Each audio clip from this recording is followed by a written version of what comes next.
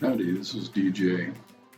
This is about my high lift spiral pump paddle wheel, water driven energy, water air mechanical output, operating time 24/7. I used a 4x8 sheet of plywood, cut it in half, clamped it together, cut two wagon wheel shapes, and used the excess parts for the paddles and the bearing block.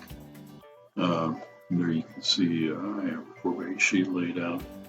I got a 100 foot of 3/4 inch PEX, which is 5/8 ID, sandwiched in between two pieces of 3/8 plywood, and assembled the plumbing so that the shaft is actually galvanized, screwed into a galvanized T, and it's very strong for this. There's not a whole lot of weight to this intersection. Well, I decided to go ahead and add two more reels to the outside since I didn't get to use it for what I had started to use it for. And increase its efficiency, well, it meant that I had to take and deal with plumbing issues of adding two more coils from the outside to the center coil, which it wasn't that much of a problem. It took me just a couple of days just to ponder over it and find the parts and get it done.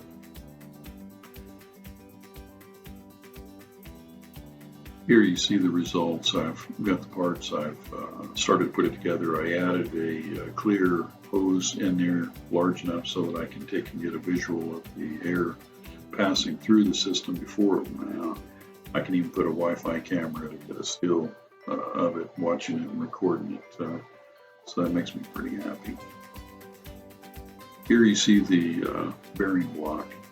I made out of, again, the pieces from the center, cut out of the wagon wheel shape and pressed in. It's tight. I kept all my tolerances tight. And here I've mirrored both of them and laid them out, getting ready for the next step. I need to put a eyelet in there so that the swivel or movement of the bearing and the shaft can only go one direction, resist going the other direction. Remains tight, and there's a little bit of room for putting in grease or something to keep the water out and to protect that area. And there is the stainless steel thumb screws and bolts and everything holding this together, getting ready to make that one side frame. There's the side frame on the pipe. As I was checking it, all worked out just fine. These are the pieces, notice that I cut out some wood in there. I wanted to reduce some of the weight and keep the strength, and actually came to function just fine. When the water goes underneath, that gap that's left there is right behind where the water hits the blades, so it pushes sideways and doesn't get a resistance to the water movement, because this thing moves very easily in the water. And that's the way we want it to run. I'm changing the front board to a 1x8, replacing it. I'm going to add, you'll see later, PVC as my bushing to press in, and right there it is. About ready to show you the two videos and get you all caught up. Well, it just finished the next step. You'll notice the white on the shaft. This thing is standing up by itself just simply from the bushing pressure from PVC inside the sides of the bearing. It gives me some flexibility and leeway as far as how to lean the legs on this to support it. I'll get a little bit closer, and a couple things I want to change on it, but I'm not going to do that right now. I'll wait until the end. And there's the paddles. You notice I got plenty of room there, and you see the connection where I have the shaft and the pipe. This is the pipe adapter on the end for the swivel connection. Fits perfectly. The shafting goes through, it's equal on both sides. This will all be where it will, water will flow through here smoothly from the other side, not the side that I'm on right now.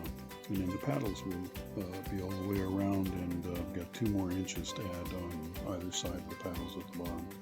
so it will be within a couple inches of the sides, an inch or so. Just enough room though, and it'll be able to be assembled in pieces. That's the way I've designed it, and ordered if somebody wants to order it.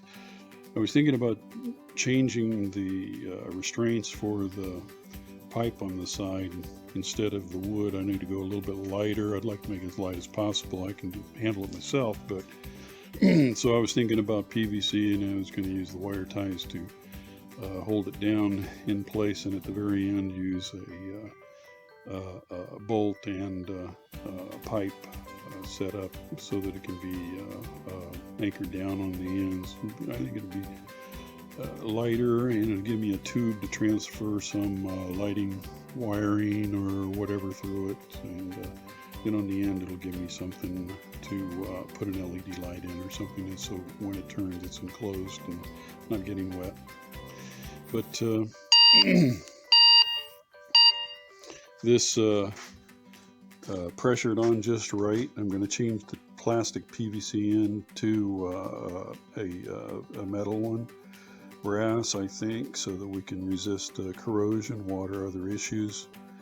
We've got water running through this, and if we're going to take and pull it out and then filter it later, we don't want to add debris problems. I already have galvanized pipe, some of it right now, but mostly plastic. And you see there's 2 galvanized T's. That's all of it, and I'm going to be coating that on the outside so that it won't rust. The plumbing, I'm expecting some leaks when we first started up. I have an idea where they're going to come from, but I'm ready to take and patch them up. This is a high lift spiral pump. Generates both air pressure and water supply and air supply. This one should pump up to over 60 feet. It's a high lift. It's a 3-coil pump that delivers a very high efficiency from what it does. It should do about 2 gallons a minute. Depends on the speed of the turning and such.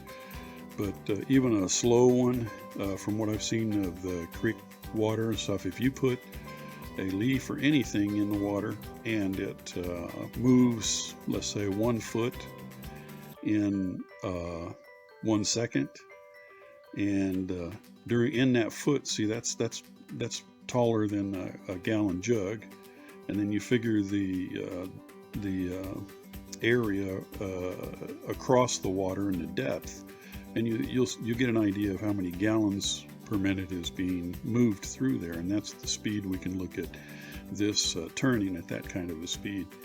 So things can be calculated. This should pump exactly like the way I want it, and I've added a few engineering features in it from other pumps and stuff, and I'm getting closer to being done. She's standing on her own right now. Without the supports to hold it, it's square at the bottom. It's holding itself near square because the tolerances I used were close enough, and I could smooth them down and get it to work. And I've got some notched boards to add in now, which will add more strength to it being square and make the assembly pretty straightforward and easy. Well, thank you very much for watching. Like, subscribe, whatever. Thanks. Here it is with all the paddles and the front board not completely cut with the groove and everything, and the support board in the back. Now I'm going to take and give it a turn so you can see a little bit about how she runs, or will anyway. It turns. I'll do it a little bit faster than what water flow might be. Don't want to stand and watch it too long, but we'll watch it until she slows down a little bit. And I get a little bit of a picture from different angles. And she's slowing down a teeny bit now. Should have less friction when I get the rest of it put in. And watch her go. Find her low spot.